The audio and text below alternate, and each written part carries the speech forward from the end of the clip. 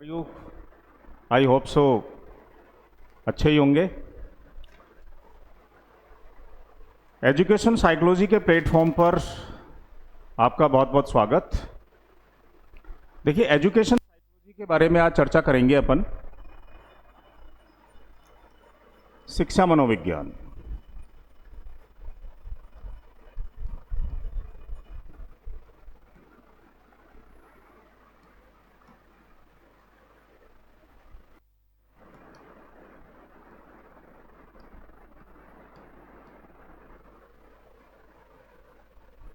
Education psychology, शिक्षा मनोविज्ञान as a subject of education psychology.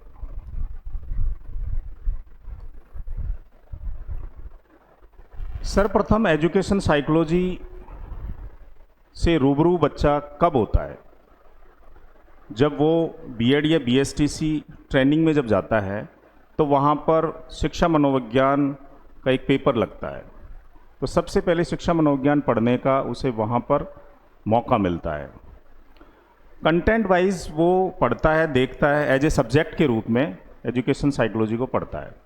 उसके बाद जब डिग्री कंप्लीट हो जाती है तो फिर वो रीट के लिए जब पेपर कंडक्ट होता है तब वो एक कंपटीशन में एजुकेशन साइकोलॉजी को पढ़ता है।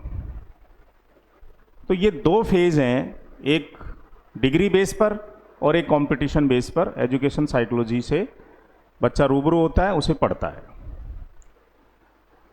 अब देखिए, कंटेंट वाइज एजुकेशन साइकोलॉजी को अपन रियल लाइफ से जोड़कर पढ़ना चाहिए, जिससे कि एजुकेशन साइकोलॉजी का बहुत अच्छा लाभ हमें अपने रियल लाइफ और वास्तविक जीवन में भी मिल सके।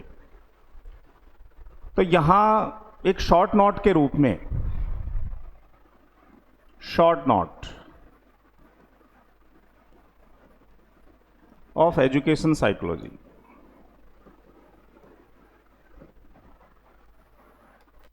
शॉर्ट नोट के रूप में एजुकेशन साइकोलॉजी के बारे में हम थोड़ा सा यहाँ चर्चा करना चाहेंगे। एजुकेशन साइकोलॉजी में कंटेंटली वाइज, टॉपिक वाइज चलते हैं। टॉपिक जिसमें रियल लाइफ में वो हमेशा अपन को कनेक्ट करते हैं और काम आते रहते हैं। उसके बाद देखिए, इंपॉर्टेंस ऑफ एजुकेशन साइकोलॉजी। क्या महत्ता है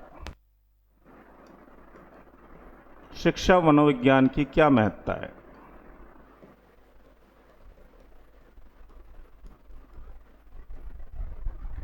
शिक्षा मनोविज्ञान की इंपॉर्टेंस ही क्या है? शिक्षा मनोविज्ञान की महत्ता क्या है? शिक्षा मनोविज्ञान अपने आप में बहुत इंपॉर्टेंट सब्जेक्ट है और ये बच्चे को किस तरीके से अपन प्रेरित करें, किस तरीके से उसे मोटिवेट करेंगे अपन, किस तरीके से एक इंडिविजुअल डिफरेंसेस, व्यक्तिगत विभिन्नता, पर्सनालिटी डेवलपमेंट, टीचिंग मेथड्स, ये सब टॉपिक्स शिक्षा मनोविज्ञान इम्प्रूव करके देता है एज ए टीचर को, जिससे कि वो विद्यार्थियों को बहुत अच्छे ढंग से उन चीज़ों को समझा सके। तो ये इम्पोर्टेंस ही है शिक्षा मनोविज्ञान की। टॉपिक वाइज अपन ब्रीफली करते हुए आगे चलेंगे।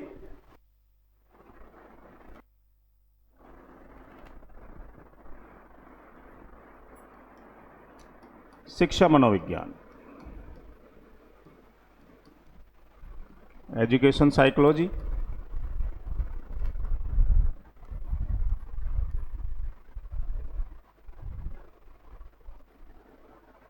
सबसे पहले आते हैं अपन अधिगम,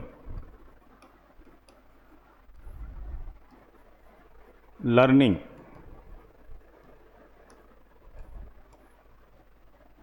सीखना क्या होता है? अधिगम क्या होता है? अधिगम होता है चेंज इन बिहेवियर, यानी कि आपके व्यवहार में जो परिवर्तन है वही सीखना है, चेंज इन बिहेवियर।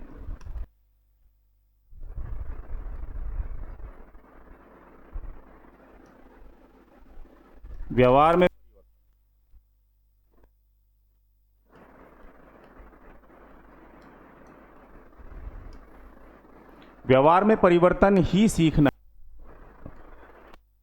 देखिए, एजुकेशन साइकोलॉजी को जब बच्चा पढ़ता है, चाहे वो सब्जेक्ट के रूप में हो, चाहे कंपटीशन स्तर पे हो, चाहे डिग्री लेवल पे हो, तो बच्चे में धीरे धीरे परिवर्तन आता है, उसकी बॉडी लैंग्वेज भी चेंज होती है और बहुत कुछ समझ विकसित होती है।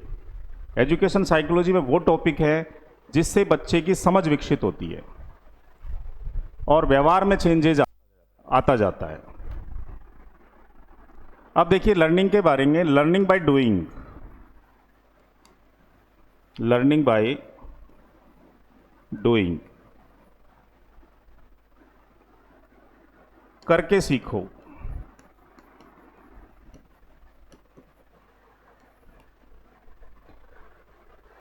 लर्निंग बाय डूइंग, ये क्या कंसेप्ट है?